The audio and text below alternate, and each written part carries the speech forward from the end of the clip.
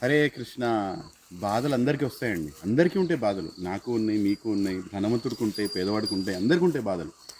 మన పూర్వీకులకు కూడా బాధలు ఉండేవి, ఇవాళ కూడా మనకు బాధలు ఉన్నాయి. మన ముందు ముందు పుట్టబోయే తరాలకు కూడా బాధలు ఉంటాయి. బాధలు లేని వాళ్ళు ఎవరు ఉండరు ఇక్కడ. కృష్ణుడు ఇక్కడ దుఃఖాలయం అశాశ్వతం అంటున్నాడు. అంటే దుఃఖాలయం ఇది, ఈ ప్రపంచం మొత్తం దుఃఖమే ఇక్కడ దొరుకుతుంది. మరి ఈ దుఃఖాలయంలో అన్ని తెలిసి కూడా మన పూర్వీకులు అంతా ఆనందంగా ఎలా ఉండగలిగారు, మనం ఎందుకు ఉండలేకపోతున్నాం ఇవాళ? ఈ చిన్న చిన్న వాటికి ఇవాళ ఆత్మహత్యలు చేసుకుంటుండే, చిన్న చిన్న వాటికి రకరకాల మర్డర్లు అయిపోతున్నాయి, క్రైమ్లు అయిపోతున్నాయి, కొట్లాట్లు ఎక్కువైపోయినాయి, జనాలు డిప్రెషన్లోకి వెళ్ళిపోతున్నారు, మెంటల్ హాస్పిటల్ జాయిన్ అవుతున్నారు, సైకాట్రిస్ట్ దగ్గర పోతున్నారు, ఏమేమో రకరకాల మందులు తీసుకుంటున్నారు. ఏంది, మైండ్ నా కంట్రోల్ లేదనేసి ప్రాబ్లమ్స్. ఎందుకంత పెద్దగా అయిపోయిన ప్రాబ్లమ్స్? ఎందుకంటే పంచుకునే ఎవరు లేరండి.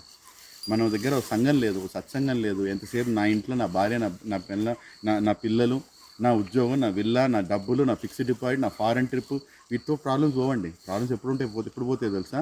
పంచుకునే వాళ్ళు కావాలి, ఆత్మీయులు కావాలి. మనకు ఆత్మీయులు సత్సంగంలో దొరుకుతారు. మన కుటుంబంలో కూడా ఉండేవారు ఒకప్పుడు, కానీ ఇప్పుడు అంతా భౌతికంగా ఇక్కడక్కడ తిరగడానికి పోయి ఒకరొకరు కంపారిజన్లు ఎక్కువైపోయి ప్రాబ్లమ్స్ పంచుకోవడానికి ఎవరు లేరండి. ప్రాబ్లం మన చిన్న అండి. నేను చెప్పాలని మన ప్రాబ్లం చాలా చిన్నవి, కానీ ఇవాళ మనకు చాలా పెద్దగా అనిపిస్తున్నాయి. ఎందుకో చెప్పనా? చాలా దగ్గర నుంచి చూస్తున్నాం మనం. ఇప్పుడు సూర్యుడు ఉన్నాడండి, ఒక చిన్న కాయిన్ ఉన్నది. ఈ చిన్న కాయిన్ పెద్దగా ఉంటుందా, సూర్యుడు పెద్దగా ఉంటాడా? సూర్యుడు ఎన్నో విధాల పెద్దడు, కానీ ఈ కాయిన్ తీసుకొచ్చి సూర్యుడికి మధ్యలో పెట్టి మన కంటి ముందు కాయిన్ పెట్టుకుంటే ఏది పెద్దగా అనిపిస్తుంది? సూర్యుడా, కాయినే పెద్దగా అనిపిస్తుంది. అదేవిధంగా మనకు వచ్చే కష్టాలని మనం చాలా దగ్గర నుంచి చూస్తున్నాం. అంత చూసే అవసరం లేదండి, కొంచెం పక్క పెట్టవచ్చు. జనాలతో పంచుకోవాలండి. అంటే ఎవరు పడితే వాళ్ళతో పంచుకోవడం కాదు, మంచి ఉద్దేశం ఉన్న వాళ్ళతో పంచుకోవాలి. బయటికి రావాలి, ఇంటి నుంచి బయటకు వచ్చి సూర్యరశ్మి కింద ఉండాలి, గౌమాతలతో ఉండాలి. చూడండి, నేను ప్రతి వారం ఇక్కడికి వస్తాను, కంపల్సరీ ఇక్కడికి వస్తాను. ఎందుకంటే వీడిని కౌలించుకుంటే, వీడి దగ్గర ఉంటే చాలా ధైర్యం వస్తుంది.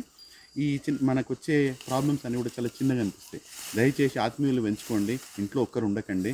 ఏ ధనం కూడా మీ సమస్యలను తీరవదు, కేవలం మంచి సంబంధాలే తీరుతాయి. హరే కృష్ణ.